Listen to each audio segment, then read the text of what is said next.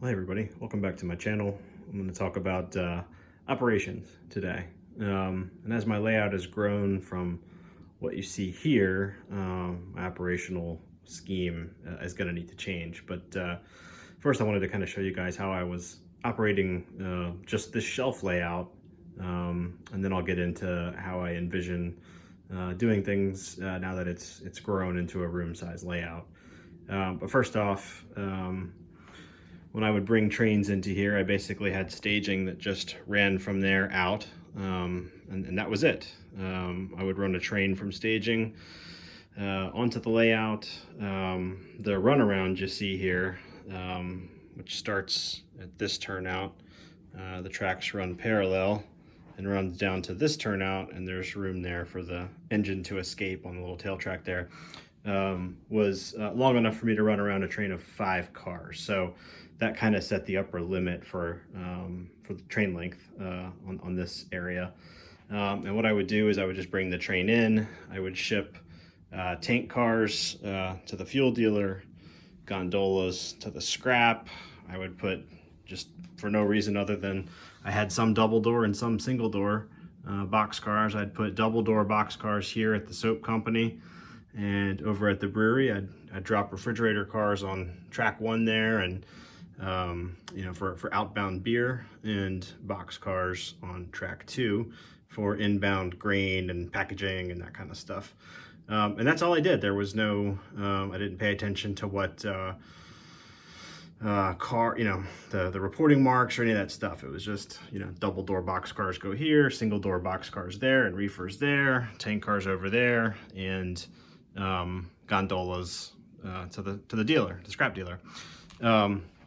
And I built a small little Excel tool to kind of randomize what each of these companies, how many cars basically each of these companies would get. I would just fiddle the inbound train in staging, run it in, do my switching, and rebuild the train here on these 2 tracks, put the caboose on the end, and run it back off, back into staging. And that was a lot of fun. No paperwork involved, very simple, but I think realistic. And I had a lot of fun with that. But as this layout's grown, I'm going to need to get a little bit more specific with operations. So from here on out in the video, I'll be discussing how I'm thinking through doing that, and changes I'm going to make, and sort of what my plan is. So in selecting an operating scheme, I looked at a couple of different things. I've investigated kind of building tools myself in Excel on the computer. I looked at pieces of software like ShipIt, kind of looked at JMRI a little bit, but both of those things seem to have a little bit of a learning curve. And, like all of us, my modeling time's a little bit limited. So I didn't want to spend weeks or months, at least not right now, with so many more projects, in terms of building this layout still to come. My thinking was, let me spend the time on model building, and I think what I've settled on is just to go with the tried and true car cards and waybills. So one of the first things I did was sort of take inventory of both the tracks and the planned industries I have going around, and a lot of those things I already know from just designing the track in the first place, and how I want to operate it. And then I started figuring out, okay, how many, in terms of if I'm going to use car cards and waybills, where are the bill boxes going to go, and how many, do I need a 3-part one, a 5-part one? I decided, just looking at Micromark, just to buy theirs. There's no way I could build anything as nice as what they have at that price point, and again with that level of effort. So I looked on their website. I saw they had 3-bin bill boxes and 5-bin bill boxes. So I kind of worked my way around the layout, counting how many tracks, how many industries. In the yard, there'd be a bin in a box for each track. 7 classification tracks, 2 arrival departure tracks, probably a 10th one there for whatever train I'm sort of in the middle of working on, just sort of a working bin. A bunch of industries across the back, the local industries and whatnot. Same thing over here with the granary and the future pier here.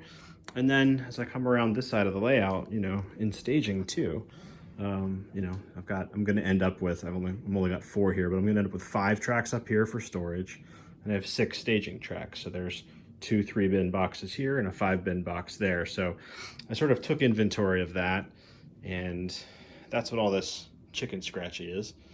While I was thinking through that, I was also playing around with Excel. You know, do I want to design my own car cards and waybills? Found a couple of places, some articles where some other guys have shared some things online, so I looked into that. But, you know, once I counted up what I needed here, you know, 5-bin, 3-bin, got the total, I went to Micromark to, you know, look at ordering this stuff, and lo and behold, it's summer sale. So I did the math. I think it was like $2 or $3 to more than just the 4 of the 3-bin boxes would have been. It was like $2 or $3 to get, you know, a stack of their waybills and their car cards, and they came with engine ones and bad order slips. And I feel like, you know, if I have other operators over here, there's probably a degree of familiarity with the way they do it. So I'm just gonna, for now, use theirs. I know Joe Desmond with Central Jersey, Conrail and N-Scale did some videos a couple of years ago on how he did this, and he took pictures of the cars and taped them to the pockets, and I like that. So I may use his ideas and do that as well, just to modify them a little bit. No matter which method one chooses, one still must take stock of all their cars. So I walked around the layout with this legal pad, wrote down the reporting marks, road number, AAR designation, and basically what color the car is. And I have a lot of brown boxcars. I guess so did the real railroads, but surprisingly, it doesn't seem like my layout's that full of cars, but I go into a 3rd page here. So originally I was thinking I would enter this stuff into Excel, but I think I'll probably just write them out by hand. That seems easier. So that was the first step, just to take inventory and start setting up. From here, I've got, I will use the Excel tool I built to randomize that Manchester shelf layout, and I'll use it to randomize basically all 4 locals and what, you know, how many cars and of what type each industry will require in an op session, and use that to build the trains. That's kind of my thinking. Okay, just looking through the package that arrived from Micromark. This is part of it. This is the starter kit. Got your waybills. These are 4-cycle waybills. Oh, look, a kitten. What's up, Tux? No way I could reproduce this for the cost of these. These are, you know, really nice, pretty thick cardstock, very sharp print. So it may be more detail than I want to use, but you know, very high quality. Hey, there's another kitten. Look at that. Open a box and the kittens show up. Watch out, buddy. Same thing on the car cards. There's a whole stack of them. I think there's 100 here. You know, very nice thick paper. There's no way I was going to reproduce anything close to this nice at this price point. So you got your engine. These cats just love this box. You've got your engine cards here. I think there's 25 of these. You know, pretty good thickness to the cardstock there.